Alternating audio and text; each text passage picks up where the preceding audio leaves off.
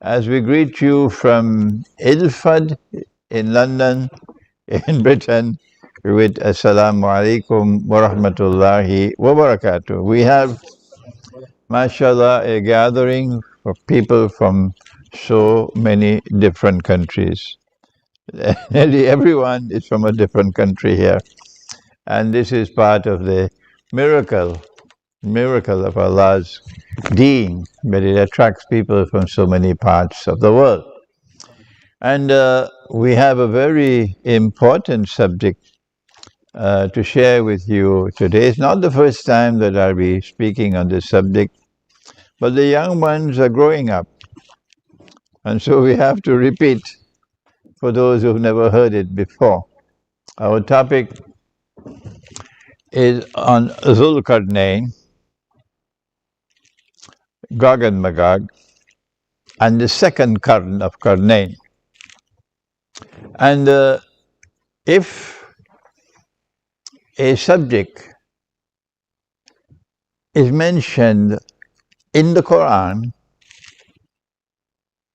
then proper methodology is we must build our understanding of that subject from the Quran. Why? Because Allah says of the Quran that it is absolute truth. وَإِنَّهُ لَحَقُّ الْيَقِينِ, that this is absolute truth. The hadith is not absolute truth. Indeed, our Prophet, Allah's blessings be upon him, prohibited recording his words. And it was not recorded for some 200 years after he died.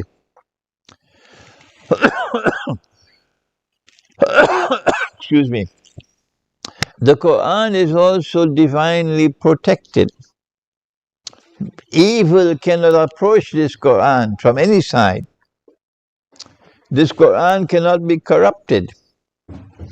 It is absolutely authentic. The Hadith does not share that same status. But the Hadith is important. Because our Prophet Allah sent our Prophet to teach the Quran.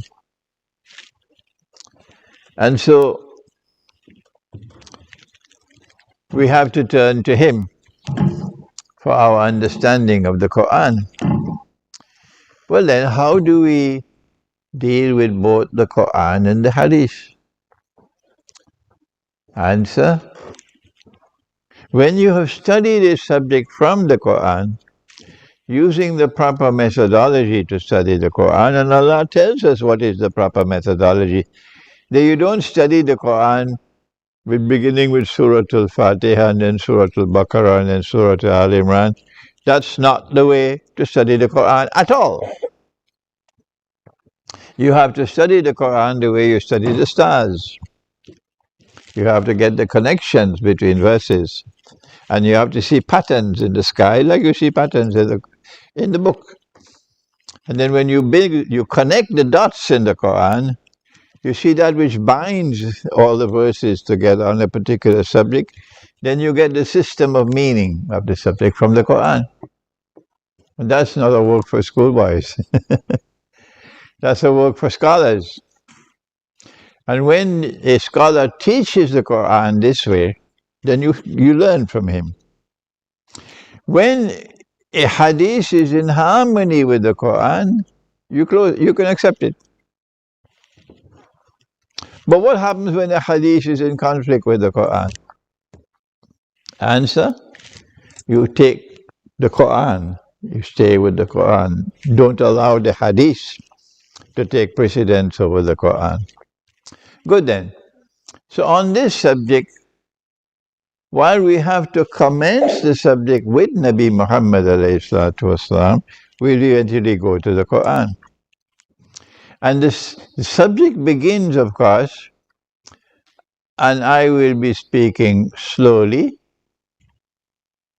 and clearly. And my language would be simple.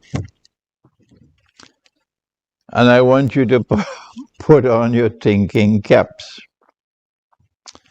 Because if I teach the subject clearly, slowly, simply, and you still don't understand, it's not my problem, it's yours. You have done something to your mind that you're no longer capable of thinking. That's not my problem, that's yours. I advise you to go back to the Quran, recite the Quran so that your Quran can cleanse your mind. Good. So we begin now with the problem that the Quraysh had. That here was someone who was born in Mecca and who lived such an admirable life that they gave him the name Al-Amin, the trustworthy, the truthful, the trustworthy. You could depend on this man. And lo and behold, when he reached the age of 40, he then said that I am a prophet like unto Abraham and Moses, and you should not be worshipping these idols. You cannot put God in a temple. You must worship the one God, the God of Abraham. And this is false. So they decided we'll send a delegation to the city in the north, which is called Yathrib. Now it's renamed Medina. And let us ask the Jews, because the Jews have so many prophets, and the rabbis are there in Medina. Why is, as they say in French, la crème de la crème, the best of the rabbis, why are they there in this Arabian city? Good question, eh? Good question. So they sent a delegation to the rabbis. How can we tell whether this man is indeed a prophet of the one God? And the rabbis responded, ask him these 3 questions which only a prophet can answer. One of the questions was about a great traveler who traveled to the 2 ends of the land. The 2 ends of the land. It couldn't be the 2 ends of the earth because there's no end to the earth. If you keep on traveling from London in one direction, just keep on traveling, you'll come back to London. And don't believe me? Try it out. Travel from London in one direction, keep on traveling, and you'll come back to London. Yes?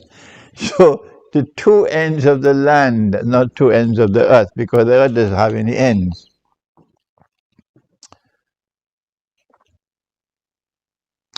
And when Allah responded to give the answer, He chose to begin the answer by repeating the question. And this is how it begins in the Quran. بعد أعوذ بالله من الشيطان الرجيم ويسألونك عن ذي القرنين. And they questioned thee, O Muhammad والسلام, about someone who is known by the nickname Dhul-Qarnain.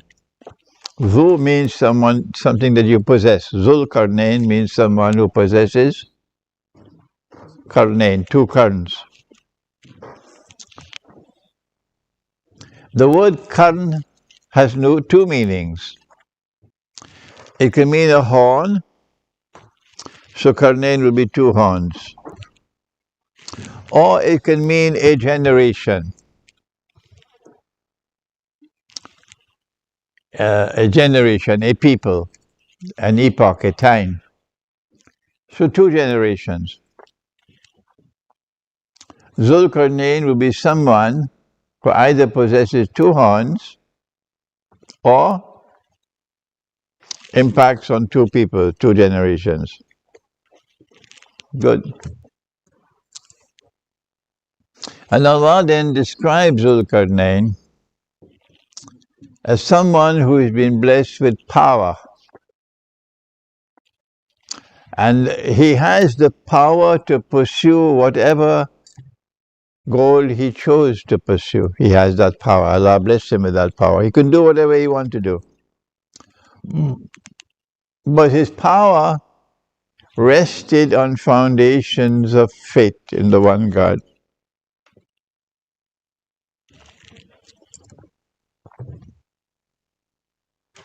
So when power rests on the foundations of faith,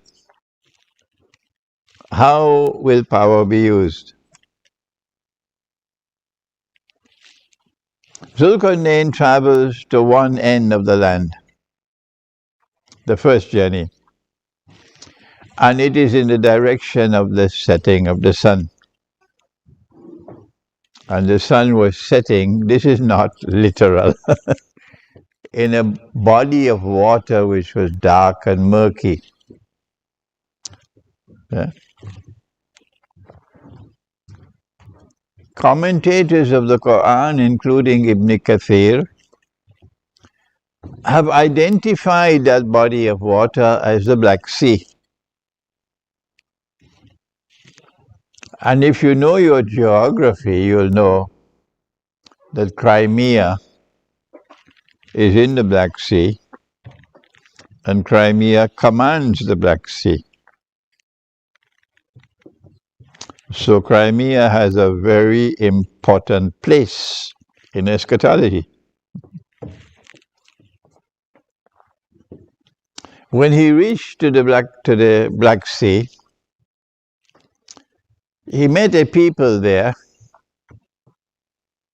and Allah then spoke to him. Did you hear that?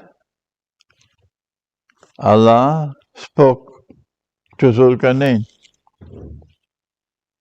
I don't have any evidence that Allah spoke to the Greek Emperor Alexander. If you have the evidence, present it on Judgment Day. I don't have that evidence.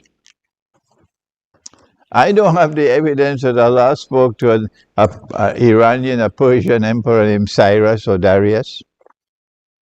If you have the evidence, fine. On Judgment Day, you present it. So I do not identify Dhul-Qarnain with any historical personality. This is my decision. You want to do it, go your way and leave me alone, please.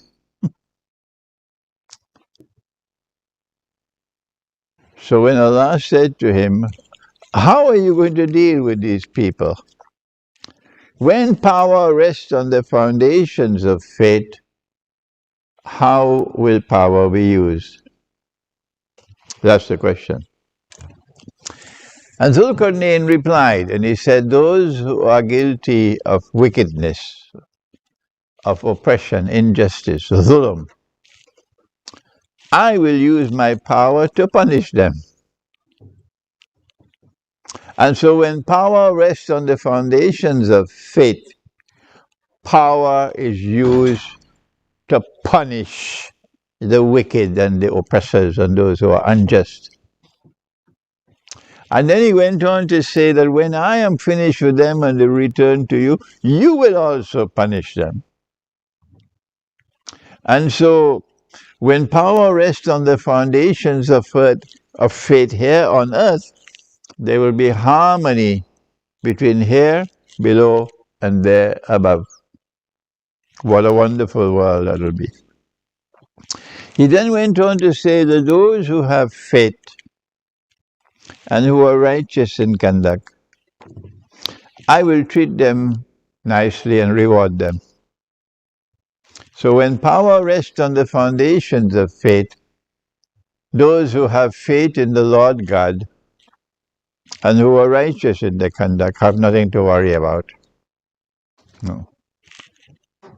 They will be protected and they'll be treated nicely and they'll be rewarded. This is the first journey. And if the end of the journey was at a body of water named the Black Sea, then the other end would have to be at a body of water. And which body of water is it? Which one? Caspian Sea. Good. I'm happy to see you have your thinking caps on. So he then traveled in the direction of the rising of the sun. And he reached to the Caspian Sea, which is Azerbaijan, Armenia. And there he came across a people, لَمْ نَجْعَلْ لَهُمْ مِنْ دُونِهَا sitra. Sitr is that which covers. That which covers. Sitr.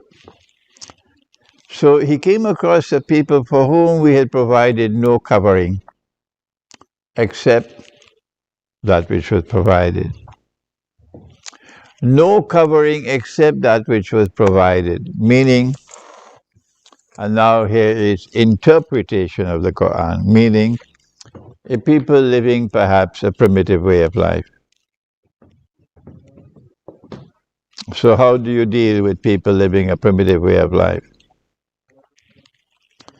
If you are in a place called America, or what is now today called Canada, and you live the primitive way of life, well, not even the Lord God can help you, because a barbaric people will come without even an ounce of sympathy in their hearts,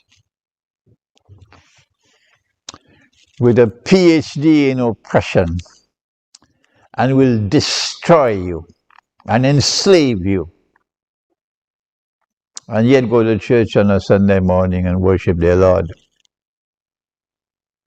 The primitive people who live such a beautiful way of life, they would not kill a bison, never, unless they wanted it for food. And when they kill that bison, they would use every single thing that could be used from that bison for benefit. Nothing is wasted. What a wonderful people they are. So long as they were living in America, you could go to any river and take some water and drink it. You can drink water from any river. But when these barbarians came, they polluted every river. They did it with chemicals, they did it with sewage, they did it with everything. And yet they call themselves a civilized people.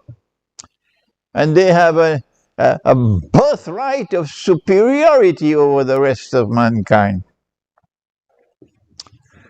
Yes, that's what they did. And today the native people of Australia,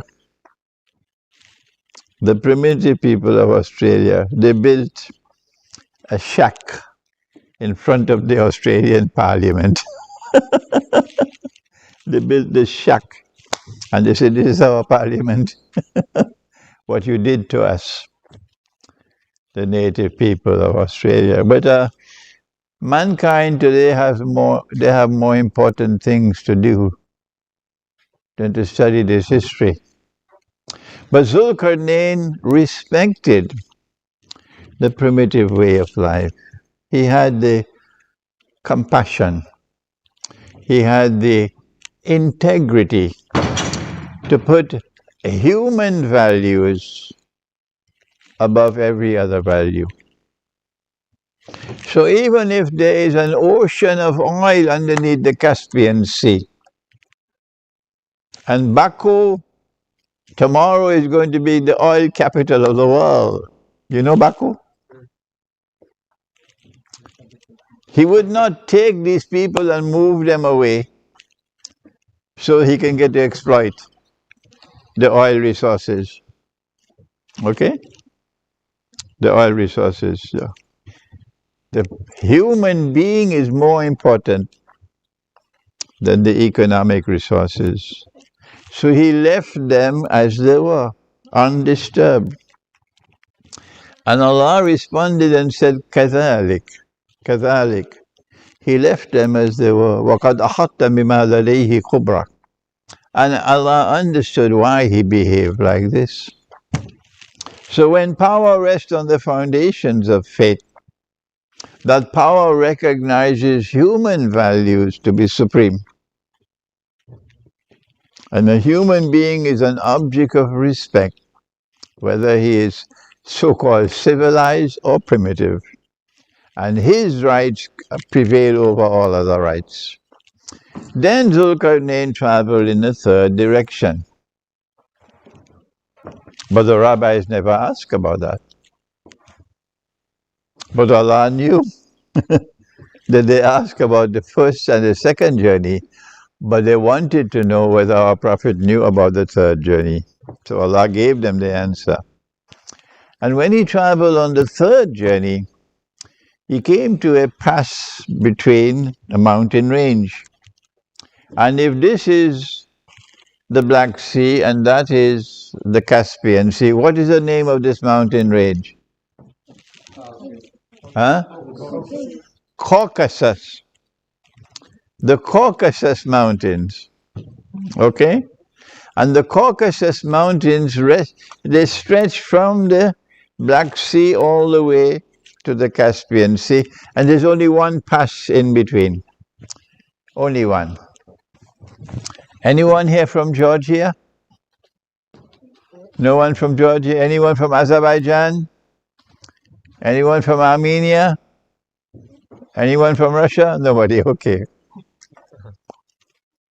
We used to be part of Russia. Okay. So he came to this pass between the mountains. And there he came across a people لا يكادون يفقهون قولا, whose language could not be understood. Why? Because this language is not connected with any other languages in the region. None.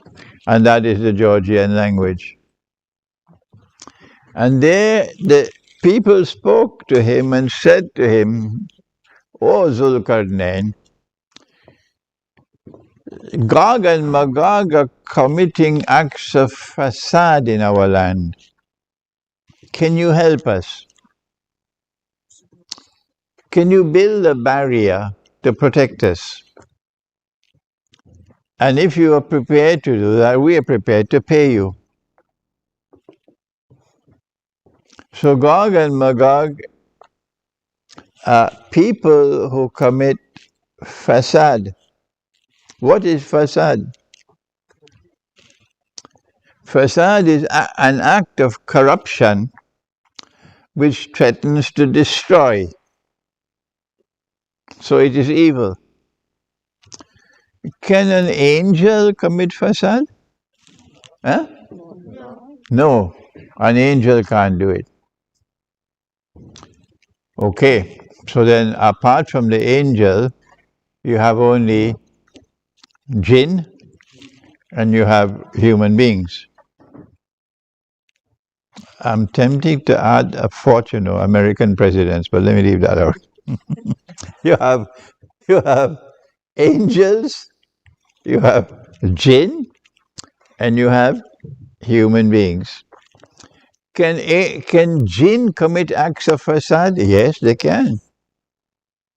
And human beings, of course. So Gog and Magog have to be either jinn or human beings to commit facade.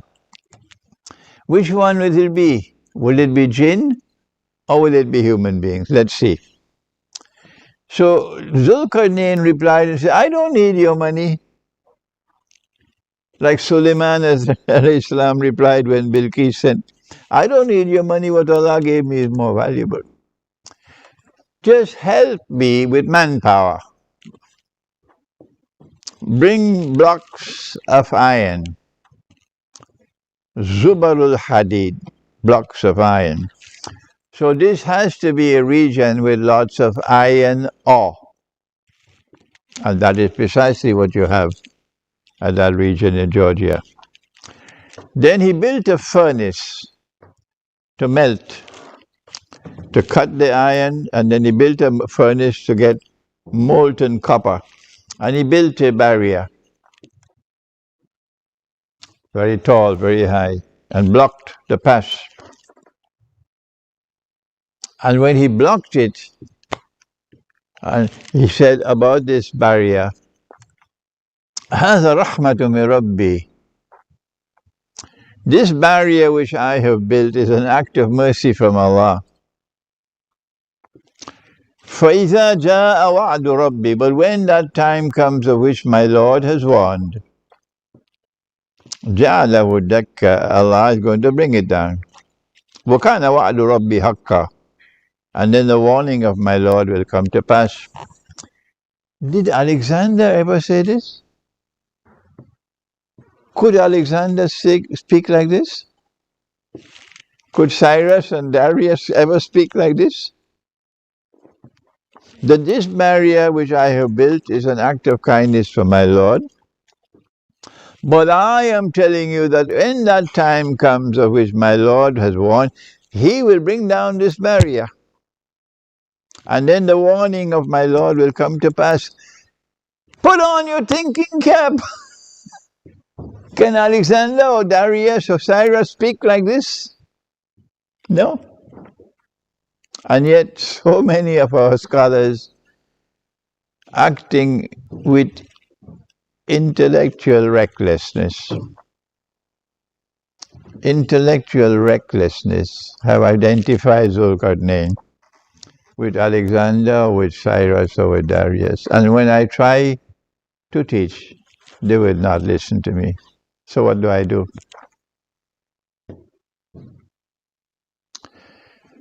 Now then, so he built the barrier. And when he did, Gog and Magog could neither penetrate nor could they scale. So can they be jinn? No. Why? The jinn could pass through the wall. So now Gog and Magog will have to be human beings, because there are only three categories of creation. You have the angels, you have the jinn, and you have human beings. Once you put on your thinking cap, look at how easy it is to understand the Quran. So you're not going to be expecting Gog and Magog to be living in the interior of the earth, and they have 4 pairs of ears and 6 pairs of head and all this kind of nonsense. Huh? Would you allow a fabricated hadith to take you on a ride? Or would you go to the Quran to learn the subject? So Gog and Magog have to be human beings. Why? Because they commit fasad. Is there anyone who differs with me? I know there are those who differ with me, but they're too scared to say so. So they'll remain silent. And when they go back home, then they'll blast me on the internet. But this audience today, I don't think you have such people with such low character. Gog and Magog are human beings. But they're human beings who commit fasad. And Allah has reserved for fasad the greatest punishment of all. There are different gradations of punishment, but the highest level is cut off the hand and the feet from opposite sides and crucify them. That's the punishment in the Quran for fasad. And Gog and Magog commit fasad, meaning they corrupt everything they touch.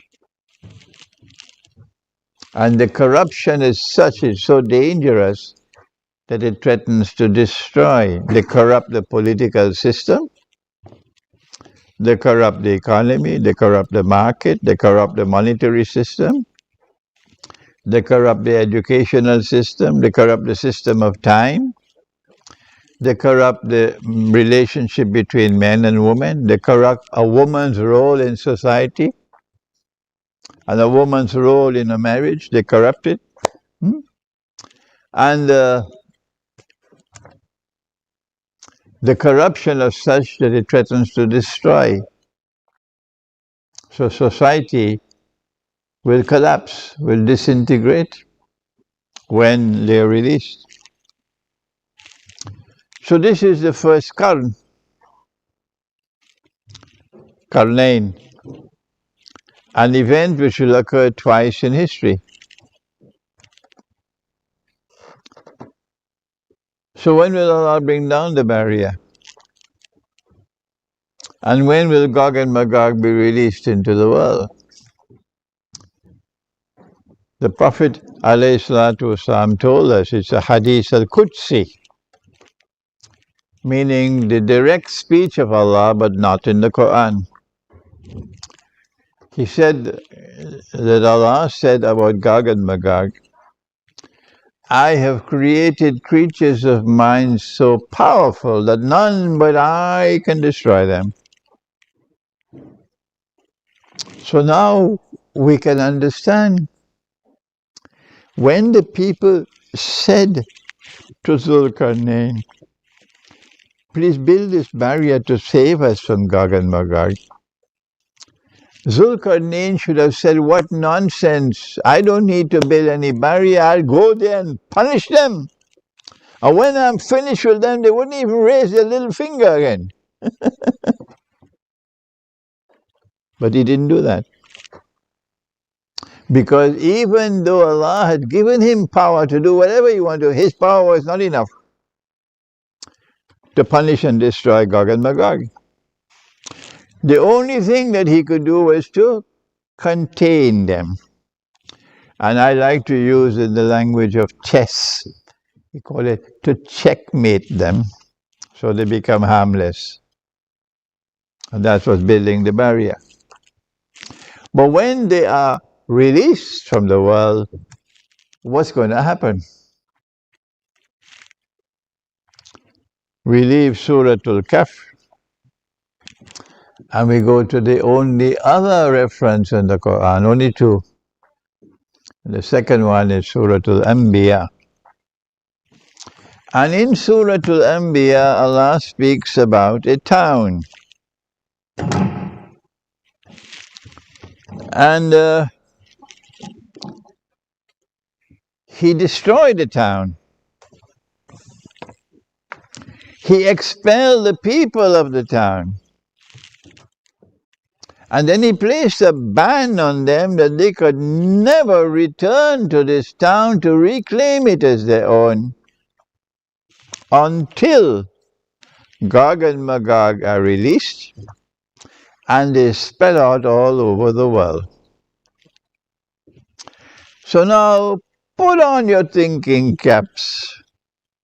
There is an event to occur in human history, and it will occur only once. Only once. That a people who have indestructible power, but whose power is godless, it rests on foundations which are godless, and who use power to corrupt and to destroy. These people will appear on the stage of the world, and they will spread out all over the world. And when they do that, they will control power in the world. And they will then bring these people back to that town from which Allah had expelled them. This will occur only once in history. It will be such a momentous event in history that if you can't see it, you're blind like a bat. You're really blind. You should send your mind to the laundry. Yes, if you can't see it when it happens. Let me repeat what's going to happen. When Allah brings down the barrier, then eventually a people will emerge on the stage of the world who will have indestructible power. No one can punish them. No one can destroy them. No one can fight them. And with this indestructible power, they will spread out all over the world and take control of power in the world. But they will use their power to corrupt, to commit fasad, to corrupt and destroy. And when they are spread out all over the world, they will then bring these people back to that town from which they had been expelled by Allah. Good? I wrote Jerusalem in the Quran 22 years ago. The book is at the back there. 22 years have passed since I identified the town as Jerusalem. And there's evidence to support me. Because our Prophet said, Allah's blessing be upon him, that Gog and Magog will be destroyed in Jerusalem. Allah will attack them as a biological warfare, attack them with something at the top of the spine. And they'll all fall down paralyzed, and by next morning they're all dead. Jerusalem. So I identified the town as Jerusalem. So who are those who had so much power, who used power to oppress and to corrupt, who spread out all over the world and took control of power in the world, and then brought the Jews back to Jerusalem to reclaim it as their own? Who did it? Answer: modern Western civilization. That's right. And I've been teaching this for 20-something years. And this is the truth. This is correct. Guess how many of your scholars of Islam agree with me? I can keep on teaching for another 20 years. It makes no difference. Yes. They will not at all accept for me that this is the explanation of Gog and Magog. On the contrary, they say, no, Gog and Magog will only be released. The barrier will only be brought down. And Gog and Magog will only be released when Jesus returns, Nabi Isa alayhi salam, and he kills Dajjal. Only then will Gog and Magog be released. Okay, if the barrier is still standing, let's go and find it. Huh? If the barrier is still standing, let's go and find it. That's the Black Sea there. This is the Caspian Sea here. This is the Caucasus Mountains. And you have something called Google Earth. Every square inch of the earth has been filmed. And you can sit down with your laptop and you can check it out. Where is the barrier? No, they don't want to hear anything I have to say. I'm using this this hearing aid for the first time, so excuse me. I have to learn to use it. And so now we have identified from Surah Al-Anbiya that Gog and Magog are the ones who will bring the Jews back to Jerusalem to reclaim it as their own. They've already done that. And therefore Gog and Magog are those who control power in modern Western civilization. They are people who use power on the foundations which are godless. They say they are Christians, but now you can see all their churches and cathedrals are being sold. I have a question to ask. This is the house of God. Is it only a masjid that can be a house of God? I have a question to ask this gathering today. Is it only a masjid which can be recognized as the house of God? Answer me. No. Huh? Go in the Quran and see what Allah says in the Quran. In Surah Al-Hajj, Allah never says that the masjid is the only house of God. In the Quran, Allah makes mention of the church, the cathedral, the synagogue, and the masjid. So can you buy and sell a house of God? Why is my audience so quiet? Huh? Can a house of God be bought and sold? No. Could you ever sell a masjid? No.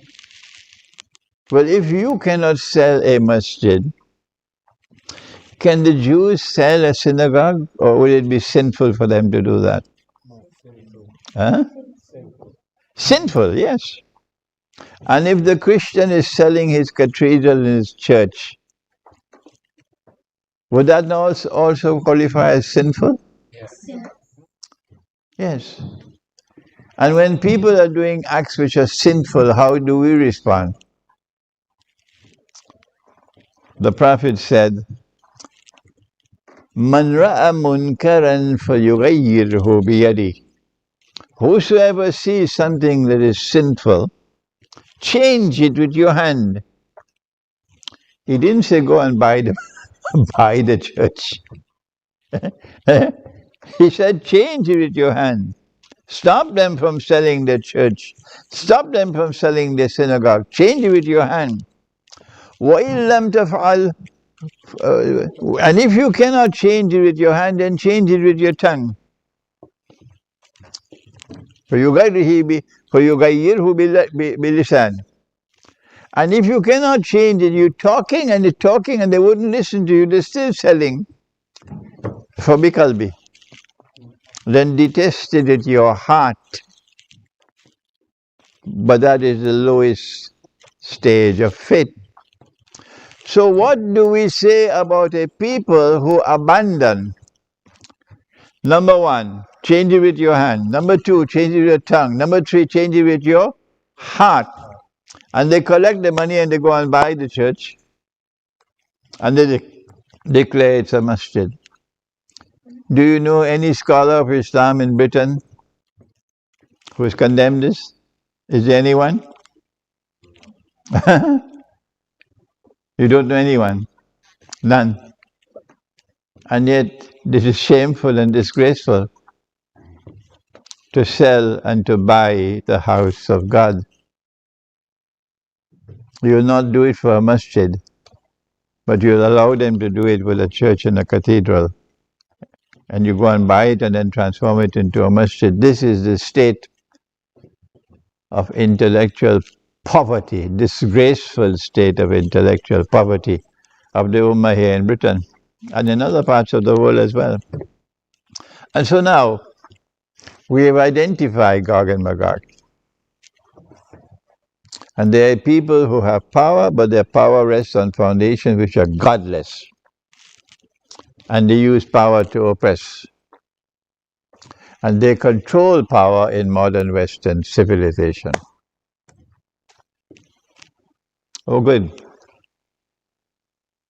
So now what remains is, since it is Qarnain, and we know about the first Qarn, because that's in the Quran, when will the second Qarn comes?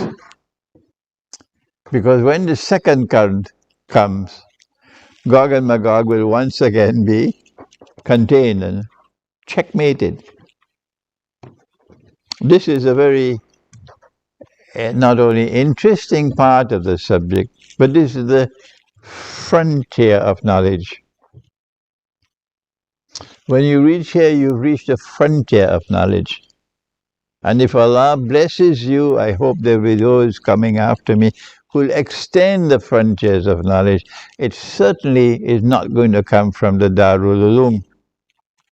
Not at all, because they don't think They're not producing scholars in the Darul who have the capacity to think. So when will the second qarn come?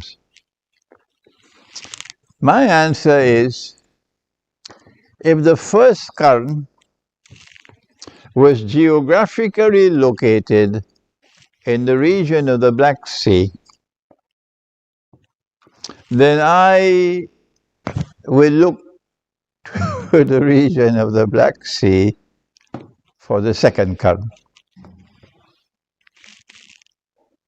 And when I see power emerging in the region of the Black Sea, and that power rests on the foundations of faith, and that power is resisting the oppressor,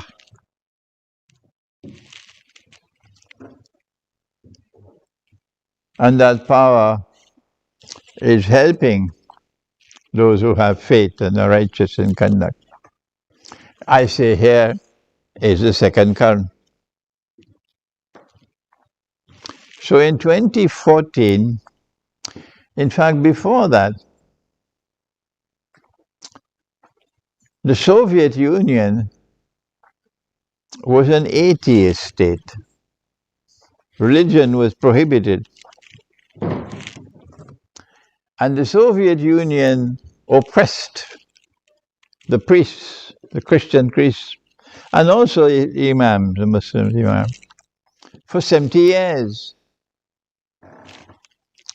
But during those 70 years, the Soviet Union was transforming Russia from an agrarian economy to a modern industrial state, and transforming the social system from serfdom to a modern state, and building Russia as a scientifically and technologically advanced state.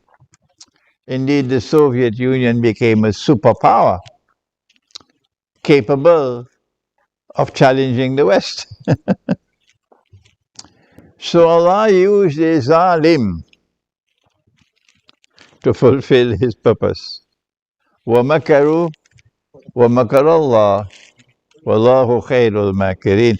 You have to put on your thinking cap to be able to understand this.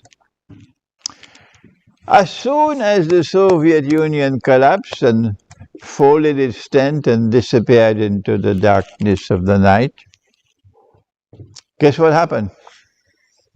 Russia began to return to her Orthodox Christian heart, the spiritual heart. That process of return has not as yet been completed. I know that. For example, the Russians still don't know that riba is haram. They don't know that. They don't know as yet that it is the bogus monetary system we have today is haram, and that you should be using dinar and dirham as money. But they're moving in the right direction.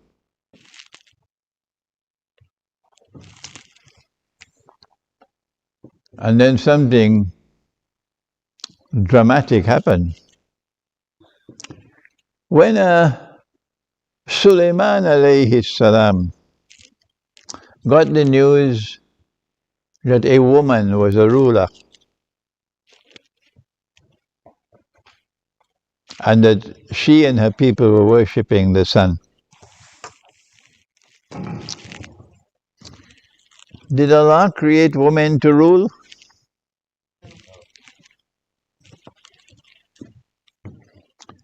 No. Simple. In the Quran it says, "Ar-rijalu qawwamuna 'ala an-nisa." That men have a responsibility to maintain and to guard and protect women. Allah sent so many prophets. Did He ever send a woman as a prophet? Huh? Why is the status of a mother 3 times higher than a father? Because the duty she has to perform to fulfill her functions is so strategically important. that if she ever becomes a part-time mother, puts her career before her family, the world will be filled with criminals and drug addicts and children engaged in sexual promiscuity. You'll have a collapsing society when the mother fails to be a mother. So Suleiman was so angry at this news. He sent a message, "Come to me in submission." They decided to send some gifts. He refused it. He said, "I'm coming." Then he asked his court, "Who can bring me a throne?" The throne was a very precious throne, beautiful throne. Why did he ask for the throne? Before she should come to me, I want to bring the throne. Why did he ask for that? What relevance is there? How is it connected with this? A woman ruling over a people and worshipping the sun. Good question. An ifrit from amongst the jinn, remember the jinn have to work for Suleiman. He said, "I can bring that throne before you rise from your cot. It is 2,000 kilometers from Jerusalem to Yemen. How is he going to bring this throne over that distance in so short a period of time?" And then someone who had the knowledge of the Kitab, he said, "I can bring that throne for you before you can wink your eyes."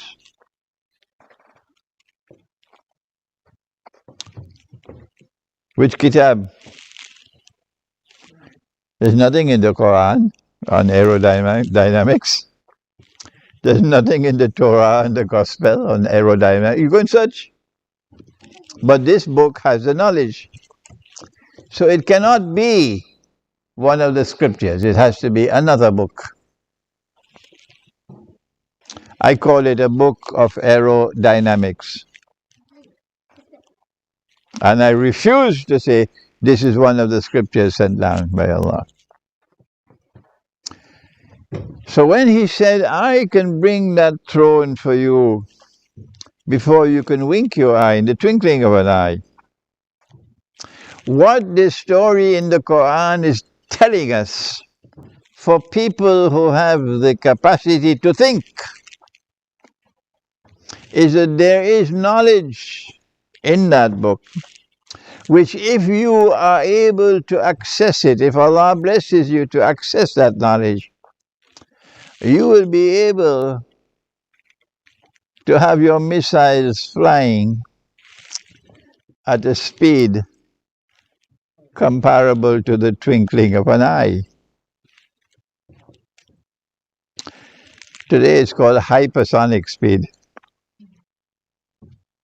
And as soon as the Soviet Union folded its tent and fled away and disappeared in the darkness of the night, Allah blessed Russia.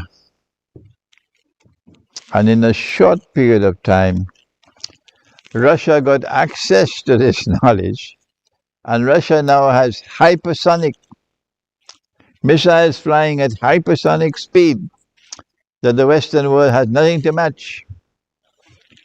So that a president of Russia could say today, "We can destroy the whole of the United States of America in half an hour." And when Russia speaks, you better listen. You better listen. And so when Russia recovered Crimea in 2014, I was in Malaysia. I said, "It's time for me to celebrate. It's time for me to celebrate." Because power had returned to the region of the Black Sea. And it was power resting on the foundations of faith. And now we're seeing that power being used to resist the oppressors of the world. And Russia is constantly warning and warning and warning. If you continue like this, you're taking the world to nuclear war. The warning has been given several times. And if nuclear war takes place, this is the second QARN of QARNAIN. This is my view. What will happen in that war? What is going to be the result of that war? First of all, you have to get answers from Surah Al-Rahman, and then answers from Surah Al-Kahf.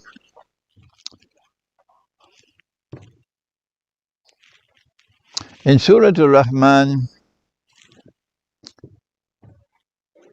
it is strange that Allah should repeat one ayah 31 times. فَبِأَيِّ آلَاءِ رَبِّكُمَا تُكَذِّبَانِ. Is this by accident? Can anything happen in the Quran by accident? Why has Allah repeated one ayah, one verse, 31 times? Answer, He's knocking on your head 31 times to tell you, pay attention, pay attention, pay attention. There's something in this surah of absolute importance. Pay attention 31 times. The punchline in the surah comes after the introductory verses of what Allah has done for us. When He says, بعد أعوذ بالله من الشيطان الرجيم سنفرغ لكم أيها الثقلان. I'm going to deal with both of you who are both laden with sin. Who are the two? فَبِأَيِّ آلَاءِ رَبِّكُمَا رَبِّكُمَا, two of you. تُكَذِّبَانِ, who are godless people. You reject the truth which has come from Allah. And I'm going to deal with you. Who are these people? Human beings who are in alliance with the jinn. There's a book at the back called DHUL, the QARN and the Jasad. And in that book you see where Allah explains to us that the shayateen of the jinn were obliged to work for Sulaiman alayhi salam. And if they ever disobeyed, they'll be punished. But when Sulaiman alayhi salam died, the shayateen still saw him sitting on the throne. Yes, he's dead, he's buried. But the shayateen are still seeing him sitting on the throne and walking and talking. Why? Because the Jasad is sitting on the throne and the Jasad is holding on to the staff. And the staff has a miraculous quality which allows it to penetrate, to enter into time and move time backward and forward. But I don't want to concentrate on this, you get it in my book. So a civilization will emerge laden with sin. And this civilization is going to be assisted by the shayateen. This is it here. This is it here. And Allah says, سَنَفْرُغُ لَكُمْ أَيُّهَا الثَّقَلَانِ, that I'm going to deal with both of you. This is in the war which is coming.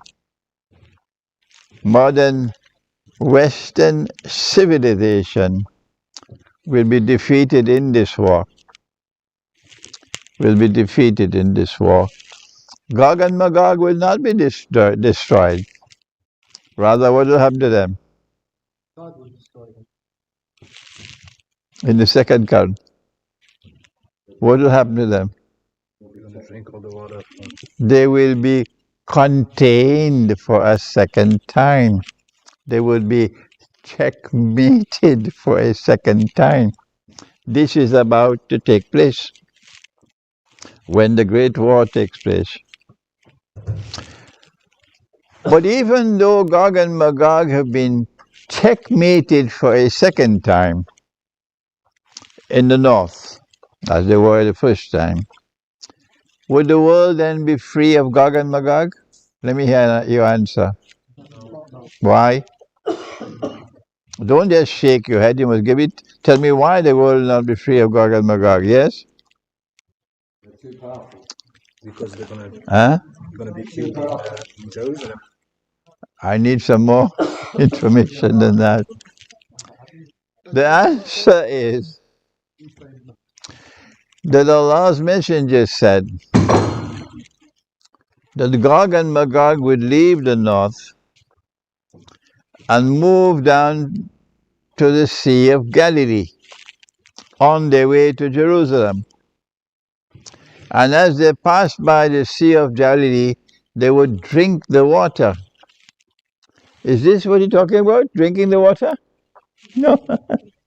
Drinking the water means consuming the water, excessive consumption of water. And by the time the last of them passed, they will say, there used to be water here. So even though they are checkmated in the second QARN, the implication is no more can come. Those that remain now are checkmated. But what about those who have already gone down to Jerusalem? They will still be there in Jerusalem after the Great War. After the Great War, Pax Judaica, and Israel becomes the ruling state. Okay? After the Great War. And Gog and Magog in Jerusalem will not be destroyed until Nabi Isa alayhi salam returns. And when he returns, Nabi Isa alayhi salam will kill Dajjal. And then Allah will destroy Gog and Magog in Jerusalem with the virus at the back of the neck. I have offered for you today an analysis of the subject that you probably cannot hear from any other Muslim at this time. I would ask you to kindly think carefully. Go to the Quran, study the Quran, and try to analyze and determine whether or not what I have presented to you today is acceptable to you. The Prophet said that Gog and Magog will pass by the rivers and they'll drink up all the water. They're very thirsty. So when you see rivers running dry, this is evidence of Gog and Magog. The river Euphrates is running dry now. The big lakes of Canada, and the ships have to use new routes to navigate in the big lakes, the Great Lakes. Gog and Magog waste water. And this is the amount of water you're supposed to use in wudu. Look at my...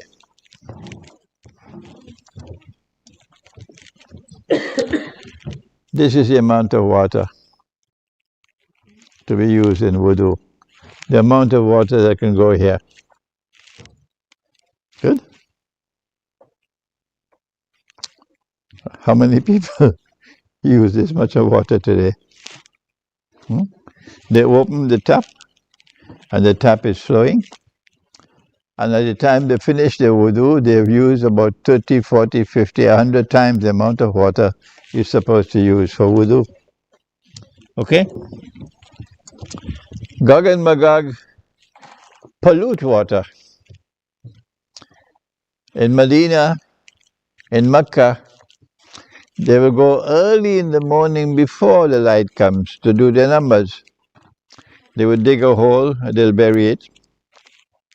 and they take some water to clean themselves, including our Prophet and his wives.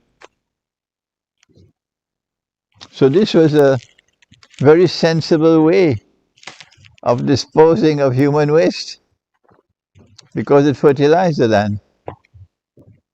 But today we have said, no, that is a barbaric way. We have a better way.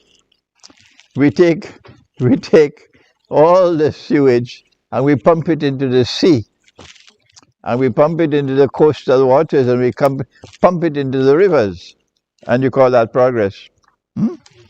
Here's an example of Gog and Magog, the link with water. One more and we'll finish. The Prophet said, alayhi salatu wasalam, and the hadith is located in Sahih Bukhari, لَتُحَجَّنَّ الْبَيْتِ, you will continue to perform the Hajj, and you will continue to perform the Umrah, بَعْدَ خُرُوجِ يَأْجُوجَ وَمَأْجُوجَ, even after Gog and Magog have been released. The Hajj and the Umrah will continue. But then he said, لا تقوم الساعة حتى لا يحج. The last hour will not come until the Hajj has been abandoned. No more Hajj. When will that happen? Most likely in the Great War. Because after the Great War, Israel wants to take over from the United States as the next ruling state. Can Israel take the chance of all the Muslims gathering in Mecca for the Hajj while Israel wants to become the ruling state? No. This will be too great a danger for Israel. So the Hajj will have to be abandoned, and Israel already have their peoples ruling over Saudi Arabia.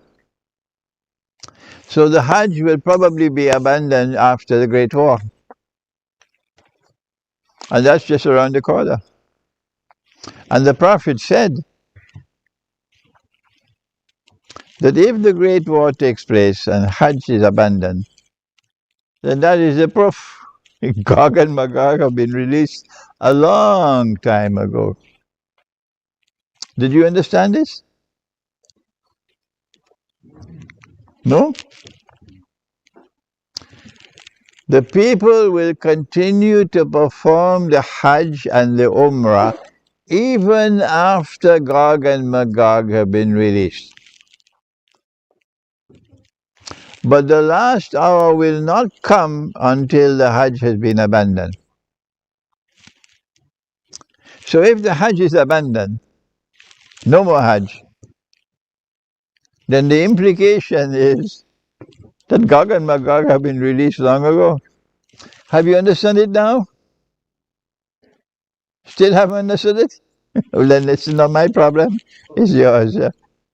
So we're going to stop now, and you can put your questions in writing, and inshallah we'll try to answer you.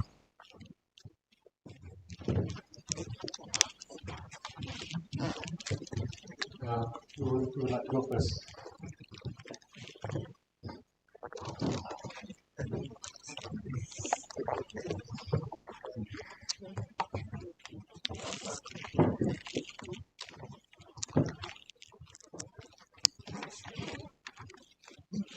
Yeah, Sheikh, just to get this going. So the first question is, in this time of darkness and chaos, what could you suggest for us to protect ourselves, especially single revert Muslim sisters?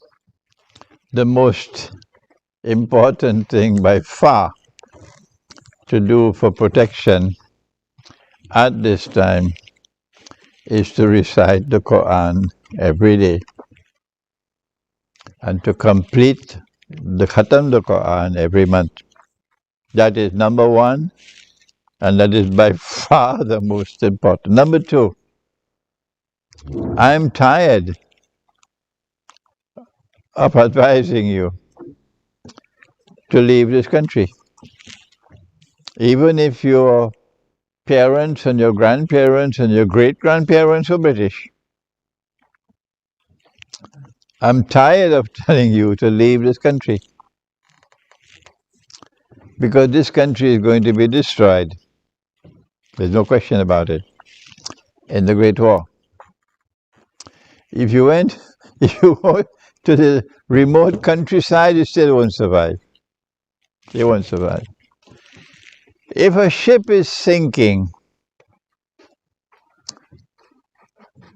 and you cannot prevent the ship from sinking,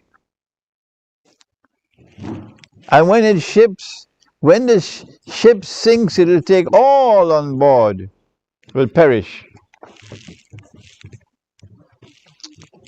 And if you are on board and your parents and your family, what do you do? What do you do? Oh, but Sheikh, my wife and my children tell me, you can go, Papa, we're not leaving.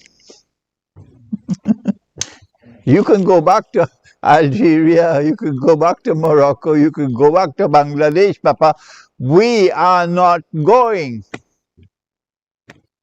Yeah? The women are enchanted by this land. They consider this to be heaven. And the women see no reason why we should go back to hell. Praise be to Allah for that woman, that wife, that mother, who can see that, no, this is not heaven. This is hell. I don't want my children to grow up in this country. Praise be Allah for such a wife, if you have such a wife. So my second advice, after telling you to recite the Quran, is to make hijrah.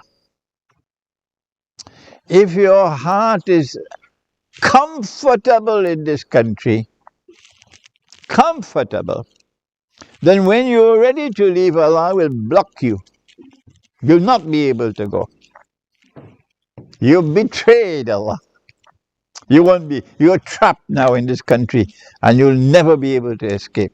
But if your heart is in the right place and your heart is restless, I am not comfortable here. I don't want my children to grow up here. I prefer to go back home and eat dal and roti and give up the big mansion and the lovely expensive motor cars. I prefer that. Then Allah can make it easy for you to make your hijrah. And thirdly, there will come a time when it will be too late. Don't wait for when it's too late. When you leave and you go back to the land where your parents were, or to any other part of the world of Islam, do not live in the cities, because the cities are filled with Gog and Magog.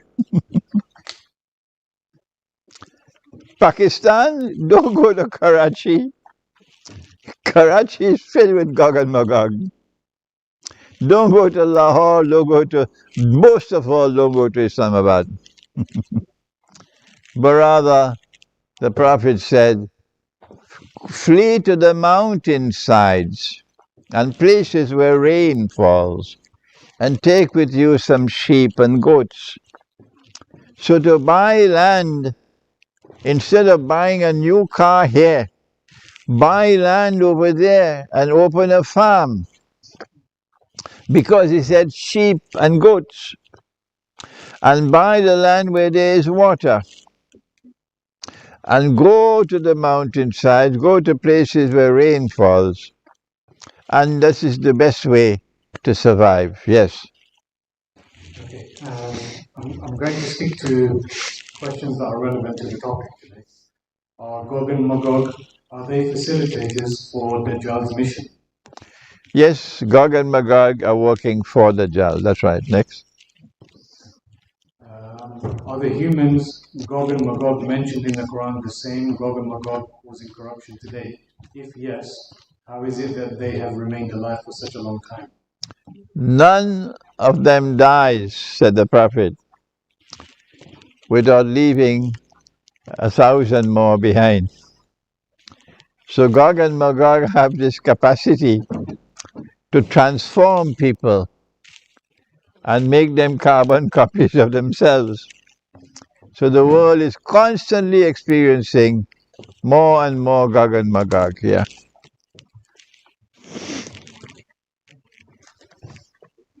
What does Gog and Magog mean? Is there any spiritual meaning? The Quran has not offered any answer to that question. We know about Gog and Magog. Number one, they are human beings. Number two, they have indestructible power. Number three, they use their power to oppress. Number four, when they are released, they spread out all over the world, so you can't miss it. You have to be blind not to see it. It occurred only once in history. Gog and Magog spreading out all over the world, taking control of power in the world. And number four, Gog and Magog will bring the Jews back to Jerusalem to reclaim it as their own, yes? Just moving slightly off topic, is marriage still a good idea at these dark times? And if yes, how do we find a good spouse since the majority are westernized?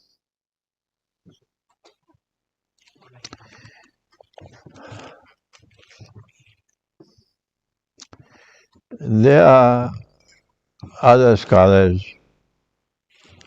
who have devoted enormous amount of time and effort on the subject of marital relations. I have devoted my time and effort to eschatology, but there are many scholars, I believe, who have done great work and who are able to advise better than I can advise. The Prophet said, Allah's blessings be upon him, he said, خيركم لأهله وأنا خيركم لأهلي. The best of you are those who are best to your family, and I am the best to my family.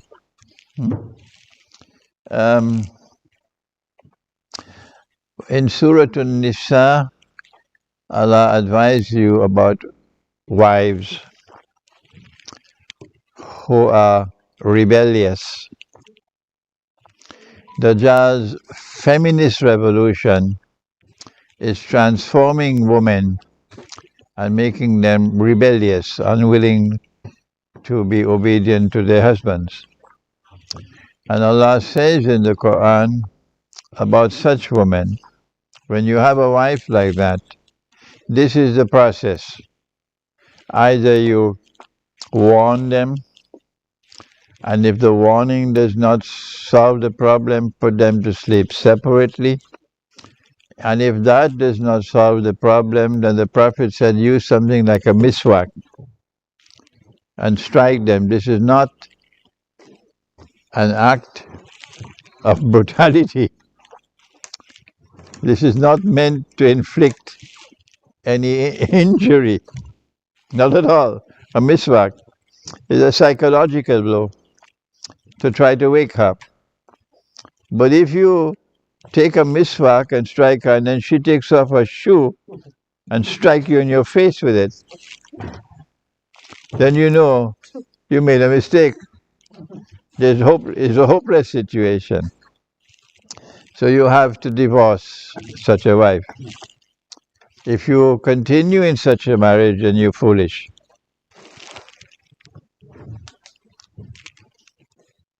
Okay.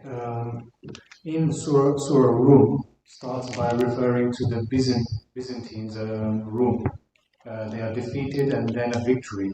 Do you think that a Rum will suffer another minor strategic or even a technical defeat before they destroy their enemies, i.e. NATO? The Quran does not tell us that Rum will be defeated twice. The Quran tells us that Rum will be victorious twice. So, Rome today, Rome was Constantinople. I think we have this lecture coming up. Yes, on Monday. Yeah, Monday. Rome is Constantinople, and Rome today is led by Russia. So we know that there's a second victory coming for Rome, and that second victory has to be in the Great War. How will Gog and Magog be contained the second time? So I think he's making this in reference to the first time being iron. Yes, I am of the opinion that the second containment of Gog and Magog is already taking place. That Gog and Magog, for the last 100 days, since Russia intervened militarily in Ukraine, Gog and Magog have not been able to intervene militarily in Ukraine. Something is functioning as a barrier, preventing them from intervening militarily in Ukraine, and that's the hypersonic speed of the Russian missiles, and the fact that Russia can destroy Britain probably in 10 minutes. Russia can destroy Germany, Russia can destroy France and Italy, Russia can destroy United States and Canada and Australia. All of these countries can be destroyed within minutes because of Russia's power. So perhaps the first time it was a barrier built of blocks of iron with molten copper. And the second time it is the hypersonic speed of the Russian missiles. If Gog and Magog have taken most parts of the world, how is it safe to migrate back to places like Pakistan and Bangladesh? The evidence that Gog and Magog is in a place is in their footprints. When you see a people living in the remote countryside and they're not wasting water, look at how they make wudu. You're beginning to collect the evidence. It's a good place to live. Look at the way the women dress. Allah cursed the modern West. Kunu kiradatan khasiin. You're going to live like apes. So Monkey Town. Oh, in Pakistan they taught me Bandarabad. And the monkey is naked. But that's not despicable. That's his way of life. But when you see a people incrementally taking off their clothes and showing a preference for public nakedness, that's the way to get out. Okay? So when you make your hijrah, look to see how the women dress. And that's the place to live, where the women are not taking off their clothes. Gog and Magog, Allah cursed them to live like monkeys.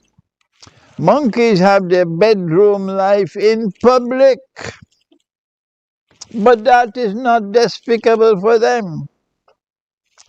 But when you find a civilization showing a preference for sexual relations in public, you know, these are people cursed by the Lord God. So go and take a look where the places where you want to make hijrah and see whether this decadence of public sexual relations is creeping in. And if it's not, that's a safe place to live.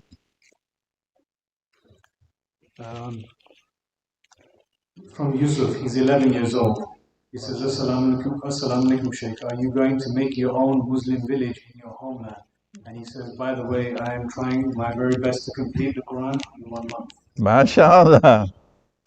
I had a choice to make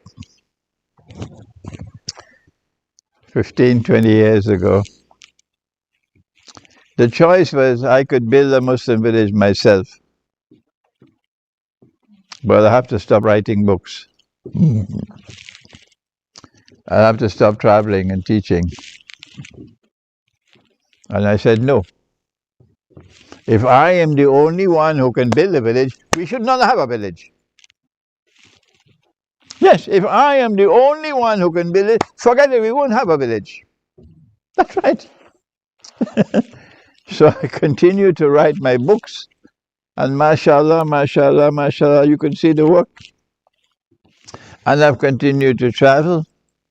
I tell you, honestly, I prefer to be home. I prefer to be at home with my home, living with the comforts of a home, eating the food of the home. And whenever I leave my home, I leave with tears in the heart. Yes, because it's not an easy life for me to travel at this age, and now traveling alone. Okay, so I must prefer, but I'm doing this. I'm doing this because this is what my teacher trained me to do. He expects us to do this work. Hmm? So yes, I have not built a Muslim village, and I am not going to do it. Let others do it. Why are most scholars in the world not accepting what you say on Gog and Magog? Are they part of the corruption of Gog and Magog? I believe that there are those who have sincerity in their hearts, and they're scholars of Islam, and they're devoted to the deen, but they do not have the methodology for the study of the Quran and Hadith, and they are scared about breaking ranks. If we break ranks from our peers, we will be ridiculed. So we prefer to remain with the pack rather than to break ranks. Will Russia be friends with the Muslims? The Russian government has just announced that anyone who disrespects Islam in Russia will be arrested. Can you expect that from Britain? No. Could you expect that from the United States? Anyone who shows disrespect for Islam in Russia will be arrested. That is my answer to you. Go ahead. What is the role of Turkey during the Great War, and what do you think about places like South America to do hijrah? South America is a good country, good place. Many Muslims are in South America. Many of them are Syrians, many of them are Palestinians, Lebanese, and they're in Venezuela, they're in Brazil, they're in Argentina, large numbers. It's a good place, yeah. And the other part was, what will Turkey's role be during the Great War? I don't think that Turkey will ever leave NATO. And those who are hoping that Turkey will leave NATO, you're living in fantasy land. If Turkey remains a member of NATO, then when the Great War takes place, Turkey will be at war with Russia. If Turkey is at war with Russia, Turkey will be destroyed. Next. If wife wants to go for hijrah, but husband doesn't, what then should the wife do? When hijrah becomes obligatory, if even you have to leave your wife or leave your husband or leave your parents or leave your children, you make hijrah. So if the marriage has to end, let it end. But you must make hijrah. If you have to leave your children behind, leave them. But you must make hijrah. If you make hijrah, then you at least have a chance that the rest of the family might come and follow you. If you remain where you are, then all will perish, including you.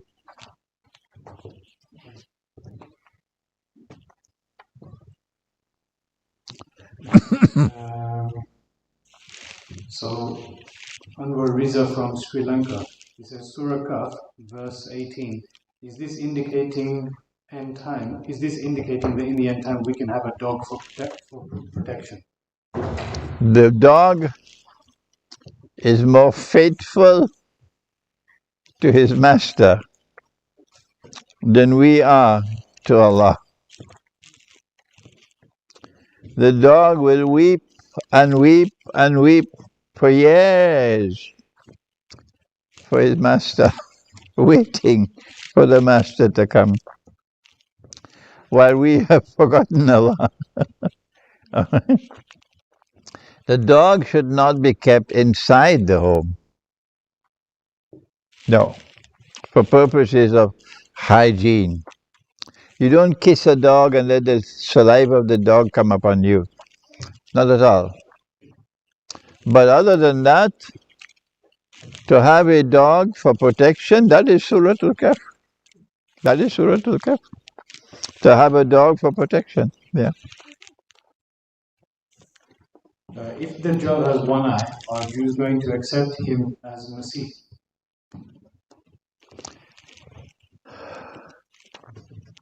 When Dajjal stands up in Jerusalem and he declares, Anal Masih, I am the Messiah, my Salafi brothers, and they are my brothers, will look at him and say, no, he cannot be Dajjal. Why? He has two eyes. And our Prophet said that Dajjal sees with one eye.